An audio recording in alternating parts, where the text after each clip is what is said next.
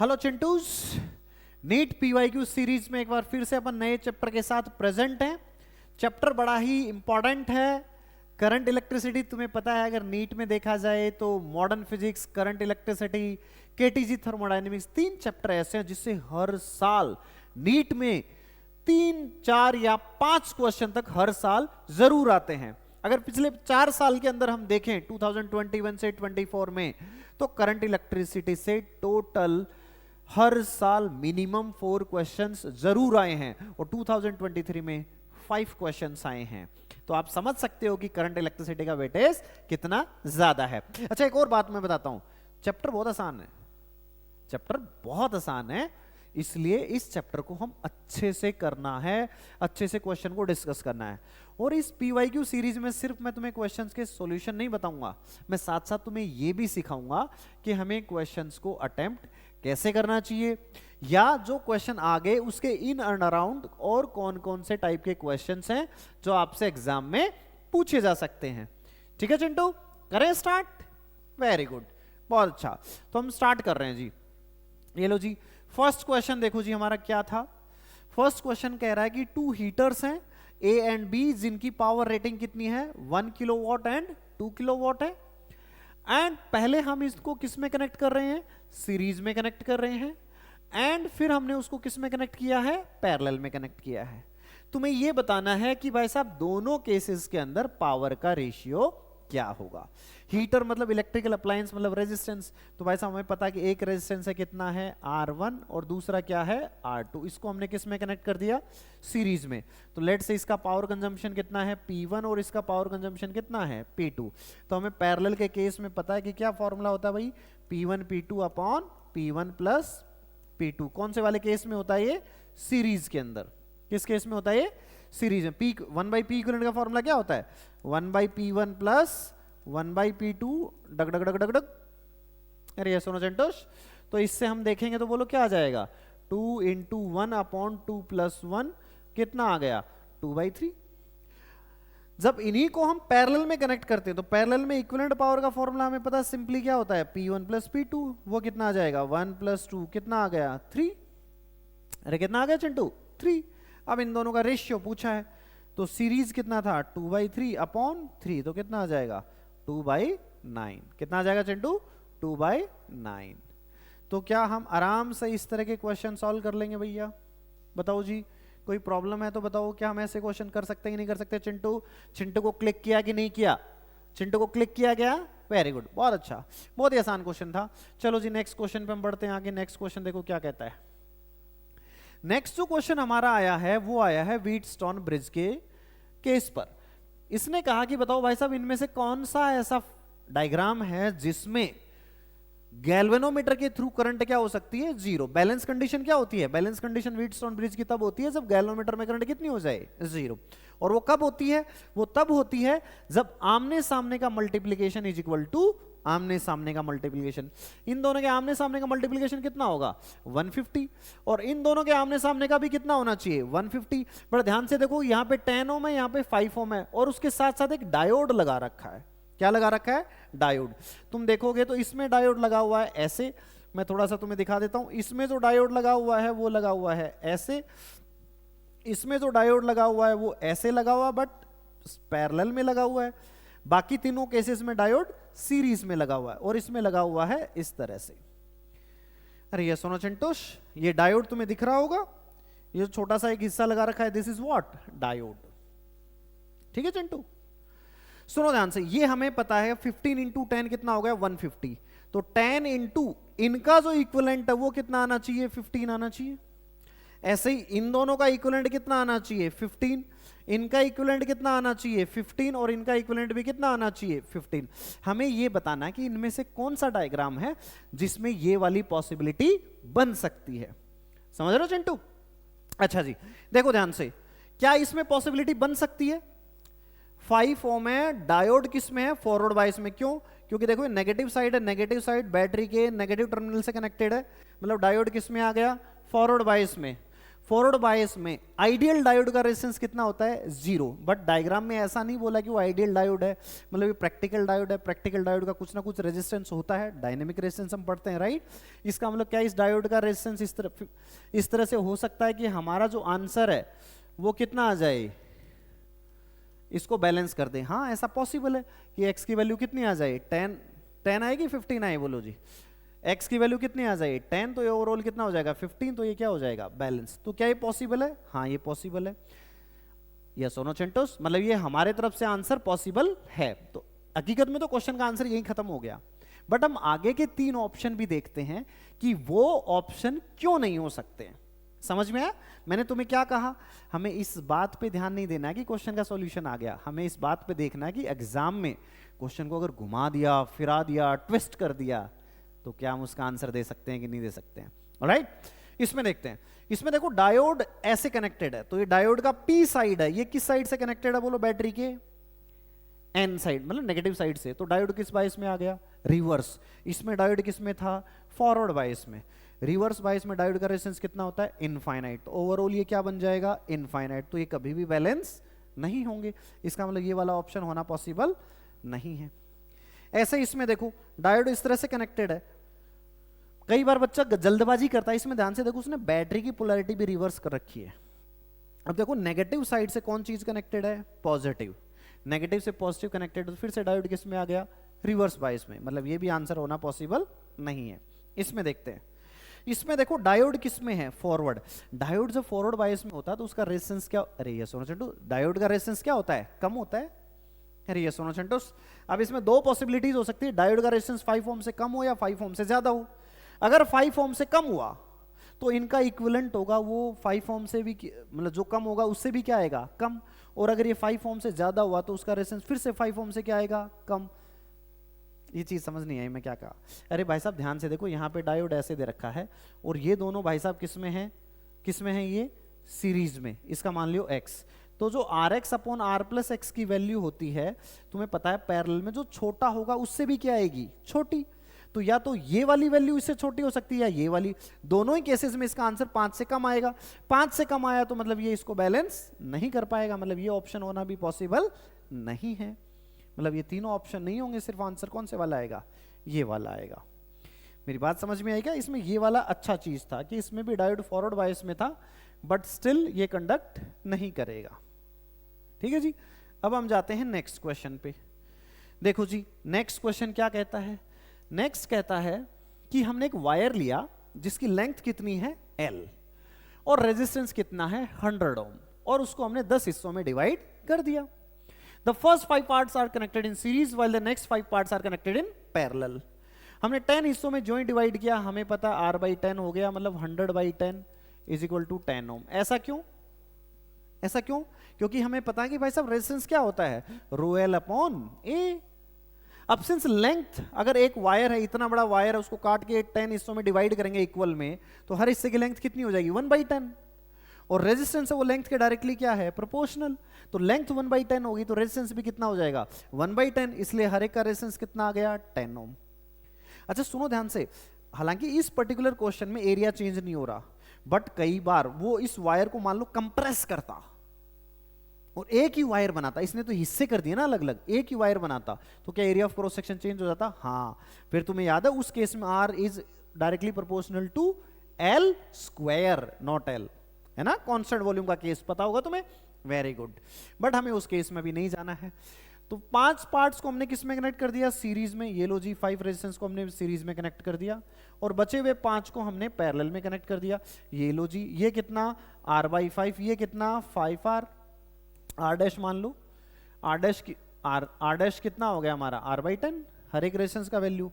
ये कितना हो गया 50, ये कितना हो गया 10/5, तो कितना आ गया 50/2।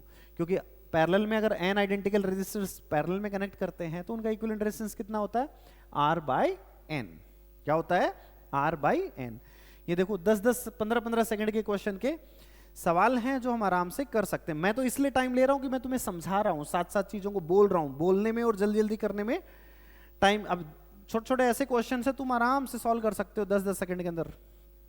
देखो ध्यान से, नेक्स्ट क्वेश्चन क्या कह रहा है, नेक्स्ट क्वेश्चन के अंदर उसने क्या बोला, उसने कहा कि हमें बैटरी के अक्रॉस क्या बताना है, टर्मिनल वोल्टेज बताना है, और हमें डेटा गिवन है कि इसका ईएमएफ इतना है, इसका रेजिस्टेंस इतना है और इसका रेजिस्टेंस इतना है।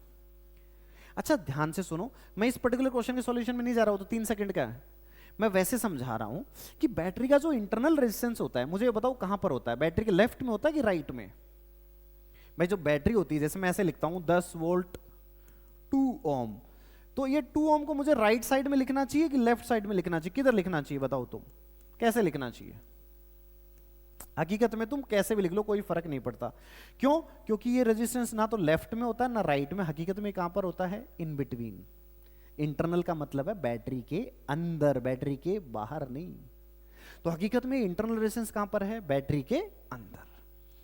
ये लो जी, ये रेजिस्टेंस यहां पर होता है और इसकी वैल्यू कितनी दे रखी है इसने, 1 ओम। और हमसे टर्मिनल पोटेंशियल डिफरेंस पूछा, टर्मिनल का मतलब है उसके नेगेटिव पोटेंशियल एंड पॉजिटिव जो इलेक्ट्रोड है उसके बीच का कितना डिफरेंस है, negative terminal and positive terminal का कितना डिफरेंस है। तो हमारा सर्किट सिंपल हो गया, कैसे हो गया, ऐसे, ये 4 ओम है, ये कितना है 10 वोल्ट है और ये कितना है 1 ओम। तो हमें पता चल गया सर्किट के अंदर करंट कितनी है 10/5, कितनी 2 एम्पियर। तो इसके अक्रॉस वोल्टेज वही होगा जो इसके अक्रॉस होगा, क्योंकि दोनों किस में है आपस में, पैरेलल में। इसके अक्रॉस कितना वोल्टेज हो जाएगा, तुम कहोगे 4 × 2, अरे IR तो कितना आ गया 8 वोल्ट, तो वही क्या हो जाएगा हमारा आंसर। ये लो जी, सुनो जी, कुछ बच्चे इसको फॉर्मूले से भी कर सकते थे। कैसे? बच्चे कहते हैं सर टर्मिनल पोटेंशियल डिफरेंस कितना होता है, E - I × small r। EMF कितना है बैटरी का 10 वोल्ट, करंट कितनी है 2 और वो कितना है 1, तो आंसर कितना आ गया 8। क्या हमेशा ऐसा होता है? हमेशा ऐसा नहीं होता है, लेकिन जब बैटरी सोर्स की तरह काम करती है, क्योंकि इसमें एक ही बैटरी है तो सोर्स की तरह ही करेगी। ये सिंक की तरह कब काम कर सकती है, जब खुद चार्ज होती ऐसे, तब फिर इसमें क्या लगा सकते थे हम, E + IR। अरे ये सोनो सेंटोस, तो उस फॉर्मूले से भी कर सकते हो और इस फॉर्मूले से भी कर सकते हो। अब मुझे ये बताओ, ये 4 क्वेश्चन 2024 में आए, तुम बताओ पेपर का लेवल कैसा है ना आसान? अरे आसान है ना, मैं कह रहा हूं आसान नहीं, बहुत ज्यादा आसान है। जिस दिन पेपर हुआ था 5 मई को, पेपर होने के विदिन 1 आवर मैंने इसका सॉल्यूशन करके, तुम देख लो यूट्यूब पे जाके चैनल पे, मैंने कह दिया था कि नीट की हिस्ट्री का अब तक का सबसे आसान पेपर है। और उसी पूरे वीडियो के इन बिटवीन मैंने एक लाइन बोली थी कि इस बार एनटीए को जोर आएगा, किस बात पे जोर आएगा, रैंक की डिफरेंशिएट करने में। और उस समय तक किसी भी लोगों ने इतना सोचा नहीं था कि वास्तव में इतना हो जाएगा, लेकिन मैंने 5 मई को ये बात बता दी थी कि इस बार नीट को रैंक प्रेडिक्ट करने में बहुत जोर आने वाला है, क्योंकि नीट का पेपर बहुत ज़्यादा आसान आया था। तुम्हें पता ही है भाई साहब, 700 मार्क्स, 2000 बच्चों के 700 मार्क्स से ज़्यादा मार्क्स थे 2024 में, ये हालात थे। तो मतलब बहुत आसान पेपर आया था यार, बहुत ज़्यादा आसान पेपर आया। और इस बार मैं कह रहा हूँ कि पेपर का डिफिकल्टी लेवल मुझे ऐसा लग रहा है पर्सनली कि इंक्रीज होगा, नहीं तो भाई साहब केओस क्रिएट हो जाएगा, बहुत ज़्यादा केओस क्रिएट हो जाएगा। देखो जी, हम नेक्स्ट क्वेश्चन पे जाते हैं। 2024 के हमने सारे क्वेश्चंस कर लिए, अब हम आते हैं 2023 के क्वेश्चंस पे। उसने कहा कि the resistance of A platinum wire, ठीक है जी, वो कितना है 0 डिग्री सेल्सियस पे 2 ओम है एंड 6.8 ओम है at 80 degree Celsius. The temperature coefficient of resistance कितना होगा? Again direct formula based question, हमें पता है किसी भी टेम्परेचर पे फॉर्मूला क्या होता है, R0 × 1 + अल्फा डेल्टा टी। ये किसी टी टेम्परेचर पे, टी टेम्परेचर कितना है भाई साहब 80 डिग्री सेल्सियस पे कितना रेजिस्टेंस है 6.8 ओम। ये लो जी, R0 हमारा कितना था 2 ओम, 1 + अल्फा, अल्फा हमें निकालना है, डेल्टा टी कितना होगा 80 - 0, तो ये कितना आ जाएगा 3.4, 1 + 80 अल्फा, तो 80 अल्फा की वैल्यू कितनी आ गई 2.4, तो अल्फा कितना आ गया 2.4/80 मतलब 0.003। और अल्फा की यूनिट क्या होती है पर केल्विन या पर डिग्री सेल्सियस। तो इसमें देख लो हमारा आंसर कौन सा वाला है, हमारा आंसर है ये वाला, खत्म। अरे ये सुनो, ये लो 24 क्या आ जाएगा 808, यहां से कट जाएगा तो ये आ गया जी। बताओ बहुत टफ क्वेश्चन था क्या? चिंटू बोलना, अरे चिंटू बोलना, मुंह से बोल, आया क्या? ऑलराइट, चिंटू को क्लिक हो गया, बहुत अच्छी बात है। चिंटू को क्लिक होना बहुत जरूरी है। चिंटू बेटा जब भी तुम्हें नहीं आया तुम तो पूछ लिया करो, कमेंट में लिख देना कि ये चीज़ हमें समझ में नहीं है, मैं दोबारा बता दूंगा, कोई दिक्कत वाली बात नहीं है, ठीक है, लेकिन पूछना तुम्हारा काम है। नेक्स्ट देखो जी, उसने क्या कहा नेक्स्ट क्वेश्चन में, ये कहा कि 10 रजिस्टर्स हैं, each of resistance R connected in series to a battery of EMF E and negligible internal resistance, then those are connected in parallel to the same battery, the current is increased to n times the value of n। मतलब क्या सवाल है, उसने कहा कि भाई साहब n 10 registers हैं, ये लो जी 10 है, हर एक का रेजिस्टेंस कितना है भाई साहब R, और ऐसे कितने रेजिस्टेंस हैं 10, और उसको कितने वोल्ट की बैटरी से कर दिया V से। तो पहले वाले केस में सीरीज में तो V बाई क्या आ जाएगा 10R, दूसरे वाले केस में हमने इसको किससे कनेक्ट कर दिया भाई साहब, पैरेलल में कर दिया। अगर हमने इसको पैरेलल में कर दिया तो नया R इक्विवेलेंट कितना आ जाएगा, वही अभी थोड़ी देर पहले हमने पढ़ा था, कितना आ जाएगा R बाई 10। तो करंट कितनी आ जाएगी V अपॉन R बाई 10, मतलब कितना आ जाएगी 10 टाइम्स V बाई R, और इसमें क्या है 1 बाई 10 टाइम्स। अब पूछा है कि भाई साहब करंट बताओ कितने टाइम्स इंक्रीज हो गई, ये पहली करंट है और ये कितनी है दूसरी करंट, तो हम क्या कहेंगे I2 अपॉन I1। I2 कितना है हमारा 10 V अपॉन R, और I2 कितना है हमारा V अपॉन 10R। तो तुम्हें पता है V बाई R से V बाई R कट गया तो कितना आ जाएगा 100, खत्म। मतलब पहले रजिस्टर्स को उसने क्या कर दिया, सीरीज में जोड़ दिया, सीरीज में जोड़ दिया तो रेजिस्टेंस इक्विवेलेंट ज्यादा होगा, पैरेलल में जोड़ेंगे तो नेचुरल सी बात है रेजिस्टेंस क्या हो जाएगा कम। और ये तो बच्चों को नॉर्मली डायरेक्ट रटे हुए पड़े रहते हैं, n² टाइम्स हो जाएगी, है ना, क्योंकि पहले में रेजिस्टेंस कितना हो गया NR, दूसरे में कितना हो गया R बाई N, तो फैक्टर ओवरऑल कितना आ जाएगा n² का फैक्टर आ जाएगा। एनीवेज बट फिर भी कोई बात नहीं, आसान क्वेश्चन था। नेक्स्ट देखो बेटा, ये अच्छा क्वेश्चन है। इसने क्या कहा देखो ध्यान से, इसने ये कहा है कि भाई साहब तुम्हें ये बताना है कि magnitude and direction of the current flowing in the circuit. सबसे पहली बात, अगर किसी भी सर्किट में एक से ज्यादा बैटरी कनेक्टेड हो तो हमें यह देखना चाहिए कि वो सीरीज में है कि पैरेलल में। अगर सीरीज में है तो नेचुरल सी बात है, जो बैटरी ज्यादा वोल्टेज की होगी उसके हिसाब से करंट बहेगी। इसमें ज्यादा वोल्ट की बैटरी कौन सी है 10 वोल्ट की 5 वोल्ट, 10 वोल्ट, तो नेचुरल सी बात है करंट इसमें से बहेगी, और इसमें ये किसका काम करेगी, ये सिंक का काम करेगी, और ये किसका काम करेगी सोर्स का। और ये दो बैटरी हैं, किसमें है भाई साहब दोनों बैटरी, ये सीरीज के अंदर, किसमें है सीरीज। सीरीज में होता है तो तुम डायरेक्ट निकाल सकते हो, एक सिंगल बैटरी से रिप्लेस कर सकते हो। ई इक्विवेलेंट हमारा कितना होता है बोलो E1 प्लस E2। इसमें सपोर्ट कर रहे हैं कि अपोज कर रहे हैं, अपोज कर रहे हैं, क्योंकि प्लस से क्या कनेक्टेड है प्लस। सीरीज में क्या होता है, तुम्हें अगर डायग्राम ढंग से याद हो तो सीरीज के अंदर क्या होता था बताओ, इस तरह से होता था, इसके माइनस के साथ इसका प्लस, इसके माइनस के साथ इसका प्लस, बट इसमें प्लस के साथ क्या कनेक्टेड है प्लस, तो कितना आ जाएगा 10 माइनस 5, तो कितना आ गया 5। टोटल रेजिस्टेंस कितना हो गया सर्किट का, बैटरी का कितना हो जाएगा टोटल 3 ओम R इक्विवेलेंट, और सिंगल बैटरी से रिप्लेस कर दिया 5 वोल्ट की हो गई। अरे इन दोनों बैटरी को हटा के हम सिंगल बैटरी लगा देंगे कितने वोल्ट की 5, और उसका इक्विवेलेंट रेजिस्टेंस कितना हो जाएगा 3 ओम, हमें डायरेक्ट फॉर्मूला पता ही है। और इसके नीचे कितना ओम लगा हुआ है 7 ओम, ये लो जी, तो ये कितना हो जाएगा 10, तो कितना आ गया 0.5 एम्पियर। और करंट की डायरेक्शन किधर होगी लेफ्ट से राइट, मतलब A से B, तो हमारा आंसर क्या आ जाएगा D, ये लो जी। समझ में आएगी नोट आया बेटा, अरे ये और नो क्लिक हो गई कि नोट आई बात। चिंटू समझ में आ रहा है क्या, मुंह से बोलते रहना घर बैठ के आराम से, समझ में आता रहेगा ना, ठीक है जी, बहुत अच्छी बात है। नेक्स्ट क्वेश्चन देखो जी क्या है। नेक्स्ट क्वेश्चन है गैल्वेनोमीटर के डिफ्लेक्शन का।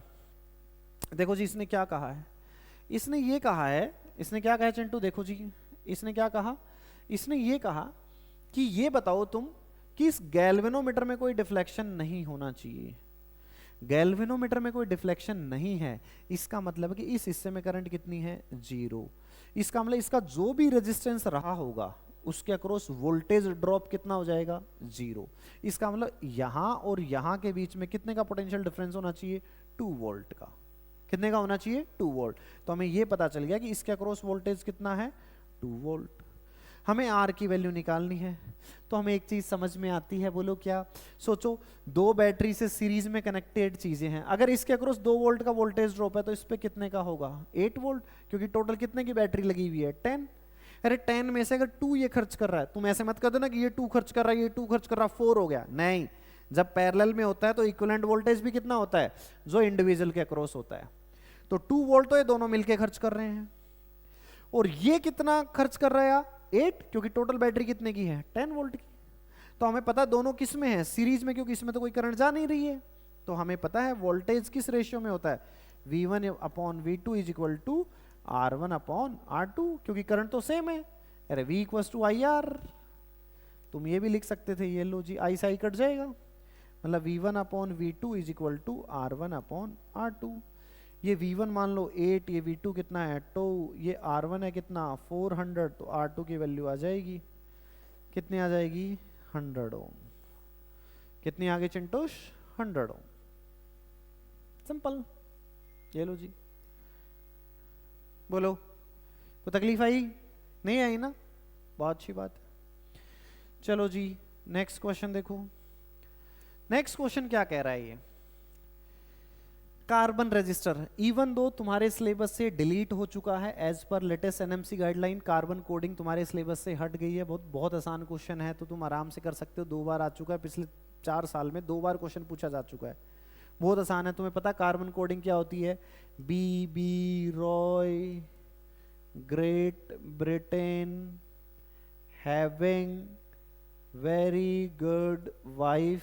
कोड क्या होता है इसका? 0 1 2 3 4 5 6 7 8 9, और उसके बाद gold, silver and no colour, ये होता है 5%। ये कितना होता है?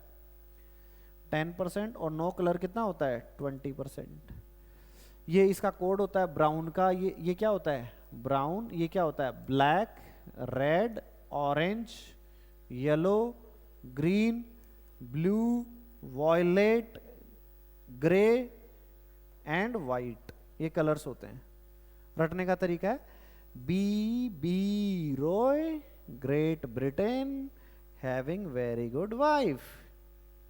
भाई तुम्हारे भी होगी, अच्छे से पढ़ोगे तो होगी ना, नहीं तो आजकल भाई साहब बेरोजगारी बहुत ज्यादा आ रही है, मैं बता रहा हूँ, है ना। अभी कोई तो कह रहा था, एक महाराज जी के पास अभी गए थे, उनके पास बोले, थोड़ा सा टॉपिक से ऑफ हो रहा हूँ, उसके पास गए, बोले कि मैं उड़ीसा गया था और 80,000 रुपये वाइफ लेकर आया था।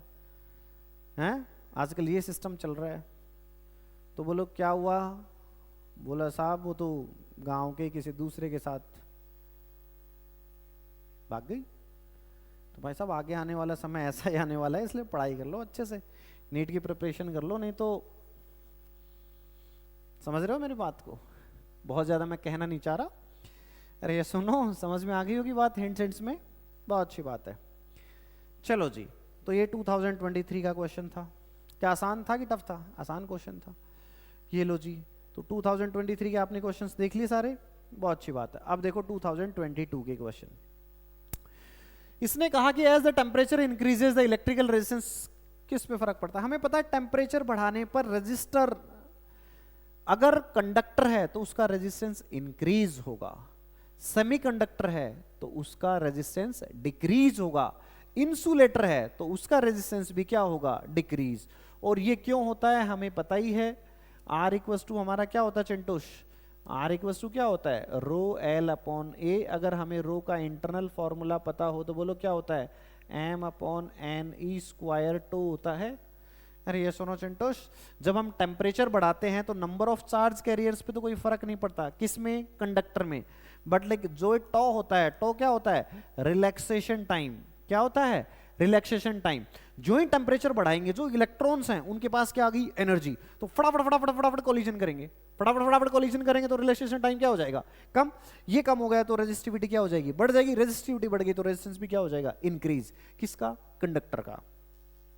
अरे ये सुनो चिंटोश, सेमीकंडक्टर में क्या होता है, तो उसमें भी कमी होता है, ऐसा नहीं कि सेमीकंडक्टर के अंदर तो बढ़ जाएगा, उसके अंदर तो कम होता है, लेकिन नंबर ऑफ चार्ज कैरियर्स होते हैं वो सिग्निफिकेंटली इंक्रीज हो जाते हैं, तुमने सेमीकंडक्टर में पढ़ा होगा।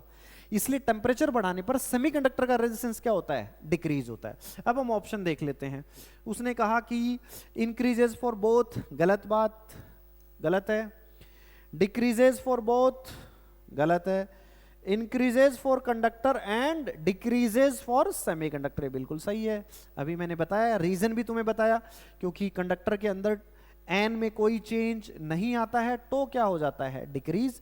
सेमीकंडक्टर के अंदर तो डिक्रीज होता है, बट एन है वो सिग्निफिकेंटली इंक्रीज होता है, ये डोमिनेटिंग होता है, इसके बजाय जो नंबर ऑफ चार्ज कैरियर्स है वो सिग्निफिकेंटली इंक्रीज हो जाते हैं। तुमने पढ़ा होगा इलेक्ट्रॉन होल रीजनरेशन सेमीकंडक्टर के अंदर, उसकी वजह से होता है ये सब। ठीक है जी, बहुत अच्छी बात है। नेक्स्ट क्वेश्चन देखो जी। नेक्स्ट क्वेश्चन क्या कहता है कि 2 रेजिस्टर्स हैं, उनको हमने एक इलेक्ट्रिकल सर्किट में पहले किस में कनेक्ट किया, किस में कनेक्ट कर रखा है हमने, उनको पैरेलल के अंदर कर रखा है। एक कितना है 100 ओम और दूसरा कितना है 200 ओम। ओके जी, ये कह रहा है कि भाई साहब पैरेलल में कनेक्टेड है, मतलब दोनों के अक्रॉस पोटेंशियल डिफरेंस क्या रहा होगा, सेम। उसने क्या कहा कि थर्मल, इसके अंदर क्या क्या का क्वेश्चन है, the ratio of thermal energy developed in 100 to that of 200, दोनों के अंदर थर्मल एनर्जी का रेशियो क्या होगा। अरे थर्मल एनर्जी हमें पता ही है क्या होगी भाई साहब, हमें पता पावर अगर हम निकालेंगे तो पावर क्या आ जाएगी v² अपॉन R1, और इसमें क्या आ जाएगी v² अपॉन R2, v² से v² कट गया, R2 बाई R1। अगर हम इसको 1 मानते हैं, इसको 2, क्योंकि इसने 1 इसको माना है और 2 इसको माना है, तो क्या आ जाएगा 200 अपॉन 100, कितना आ जाएगा 2। तो आंसर हमारा क्या आ जाएगा 2:1। बिल्कुल सीधा सीधा। मैंने क्या कहा था, करंट इलेक्ट्रिसिटी के जो क्वेश्चन है बेटा बहुत आसान क्वेश्चन होते हैं, इसलिए इसको ढंग से पढ़ लो, बहुत आसान पेपर, आराम से तुम्हारे क्वेश्चन सॉल्व हो जाएंगे जी। नेक्स्ट देखो, फिर से व्हीटस्टोन ब्रिज का क्वेश्चन आ गया। देखो इसने कहा कि एक व्हीटस्टोन ब्रिज को हम यूज कर रहे हैं to determine the value of unknown resistance x by adjusting the variable resistance y as shown in the figure for the most precise measurement of x the resistance of p and q क्या होना चाहिए। Basically बेटा ये question जब हम experiment point of view से, जब हम लैब के अंदर एक्सपेरिमेंट करते हैं, तब हमें ये चीजें ज्यादा अच्छे से समझ में आती हैं। कैसे भाई साहब, इसने 4 ऑप्शन क्या दिया, should be approximately equal to 2x, should be approximately equal and or small, should be very large and unequal, do not play any significant role। भाई साहब ध्यान से बात हमें पता है, हमें पता है कि हमें व्हीटस्टोन को क्या करना है, बैलेंस। बैलेंस करने के लिए क्या होना चाहिए, आमने सामने का इज इक्वल टू आमने सामने का। तो हमें पता है P into Y is equal to क्या होना है, Q इंटू एक्स। हमारे लिए चीजें आसान कब हो जाएं, जब P और Q को हम क्या ले लें, सेम। तो नेचुरल सी बात है y की वैल्यू वही होगी जो किसकी है, x की, तो हम आराम से एक्सपेरिमेंट कर सकते हैं। इसलिए इसने कहा है कि ये अप्रोक्सीमेटली क्या होना चाहिए, इक्वल होना चाहिए एंड स्मॉल होना चाहिए, क्योंकि ज्यादा लेंगे तो वेरिएशन क्या आ सकता है, ज्यादा आ सकता है। यार ये सुनो, अनइक्वल होंगे तो भी हम सॉल्व कर सकते हैं, बट प्रिसाइसनेस नहीं होगी। मान लो मैं एग्जांपल ले रहा हूं, मैंने इसको ले लिया 10, ठीक है जी, ये मैंने ले लिया 3, और ये कितना है, लेट से मैंने कहा 2, तो मेरा y का आंसर कितना आ जाएगा 0.6। तो 0.6 अटेन करना मेरे लिए लिटिल बिट क्या हो सकता है, डिफिकल्ट। मान लो ये 10 की बजाय मैंने ले लिया 5 और ये वाला डेटा सेम रखता, तो y की वैल्यू कितनी आ गई 6/5। फिर से मेरे लिए क्या हो सकता था, टीडीएस। मान लो 5 की जगह मैं ले लेता 7, तो 6/7। क्या मैं इसकी एग्जैक्ट वैल्यू निकाल सकता हूं, नहीं। तो मेरा एक्सपेरिमेंट में कभी भी नल डिफ्लेक्शन नहीं आएगा।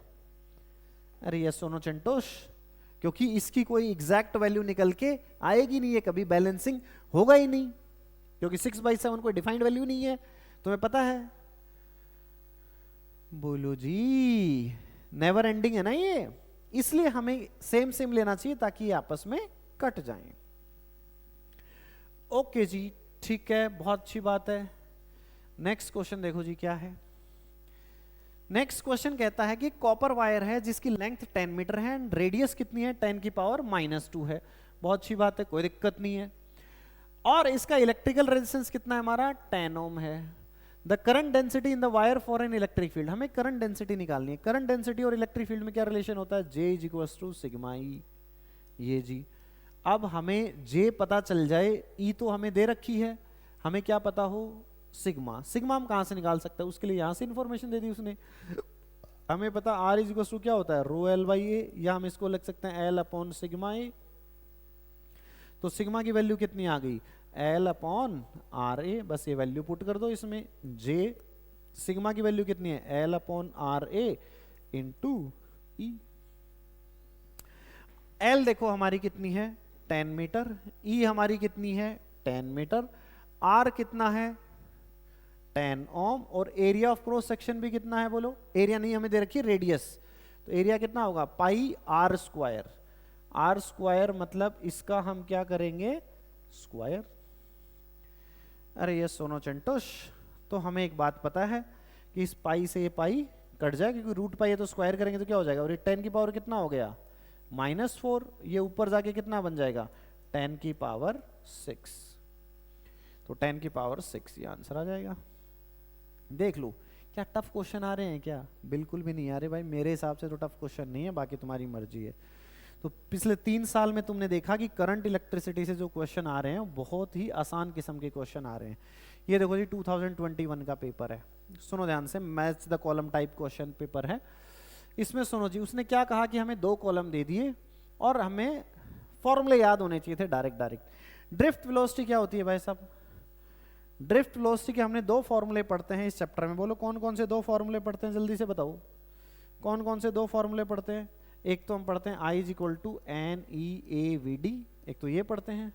दूसरा ड्रिफ्ट वेलोसिटी का फॉर्मूला क्या होता है, बोलो बोलो, v equal to u plus a t, a कितना होता है e E upon m into tau. तो देखो इसमें से कौन से वाला है, क्या है, तो ड्रिफ्ट वेलोसिटी क्या आ गई ये, बहुत अच्छी बात। इलेक्ट्रिकल रेजिस्टिविटी, ये अभी मैंने थोड़ी देर पहले फॉर्मूला लिखा था, रेजिस्टिविटी का फॉर्मूला है। Relaxation time period, relaxation time period basically वो टाइम पीरियड होता है जिसमें 2 सक्सेसिव कॉलिजन के बीच में जो टाइम इंटरवल होता है उसको अपन क्या बोलते हैं, relaxation time period. Current density J is equal to sigma E, current density मैंने बताया था क्या होता है बोलो, J is equal to sigma E. या फिर दूसरा फॉर्मूला क्या होता है, ये यहां से I अपॉन ए, ये भी क्या होता है करंट डेंसिटी। तो रिलैक्सेशन टाइम पीरियड हमारा क्या आ गया E अपॉन J। चारों हमारे मैच हो गए, इसमें मैच करा के देख लो भाई। ए में आर चारों ऑप्शंस में आ रहा है। फिर देखो बी में P, ए की ऑप्शन है डी में, इसलिए आंसर क्या आ जाएगा डी। बहुत अच्छी बात है। चलो जी नेक्स्ट 2021 का नेक्स्ट क्वेश्चन देखो जी क्या है। In a potentiometer circuit a cell of EMF 1.5 volt gives balance point at this length and another cell gives what length पे उसकी बैलेंसिंग पॉइंट होगा, राइट। अगेन हमारे सिलेबस में इवन दो पोटेंशियोमीटर हट चुका है, पोटेंशियोमीटर हट चुका है, बट स्टिल हम क्वेश्चन को आराम से सॉल्व कर सकते हैं। जिस भी बच्चे का थोड़ा बहुत पढ़ा हुआ है हमें पता है E इक्वल टू क्या होता है एक्सएल। जो x होती है वो होती है पोटेंशियल ग्रेडियंट, तो उसका इस पे कोई फर्क पड़ता नहीं है। x से x क्या हो गया कट गया, पहले कितना था 1.5, बाद में वोल्टेज कितना है 2.5, L1 कितनी थी 30, ये मान लो कितनी है y। सॉल्व कर लो जी, 3 ये कितना आ जाएगा 5, ये कितना आ जाएगा 12, तो y की वैल्यू कितनी आ गई 60 सेंटीमीटर। तो आंसर क्या आ जाएगा 60 सेंटीमीटर। ये लो जी, समझ में आ गई बात चिंटू स्वामी को? अरे चिंटू समझ में आ गया क्या, क्लियर हो गई क्या? तो ये तुम्हारे टोटल क्वेश्चंस थे जो 2021 तक एग्जाम में पूछे हुए हैं। ठीक है बेटा, ये पार्ट 1 था। पार्ट 1 के बाद हम पढ़ेंगे पार्ट 2, जिसमें क्वेश्चन आएंगे 2016 से लेकर 2020 तक। फिर हमारा पार्ट 3 होगा जिसमें क्वेश्चंस होंगे 2011 से लेकर 2015 तक। 5 इयर्स के चंक में हम पार्ट्स में इन सारे PYQs को स्टडी करेंगे। ठीक है, फिर भी कोई डाउट हो आप आराम से कमेंट सेक्शन में पुट अप कर सकते हो, I will get back to you. Right बेटा, अच्छे से स्टडीज करो, क्वेश्चंस को ढंग से अटेम्प्ट करो और हर चीज के डिटेल में थोड़े से जाने की कोशिश करो। डायरेक्ट फॉर्मूलाज पर रिलाई मत करो। क्लियर है क्या? बहुत अच्छी बात है। चलो टाटा, बाय बाय चिंटू।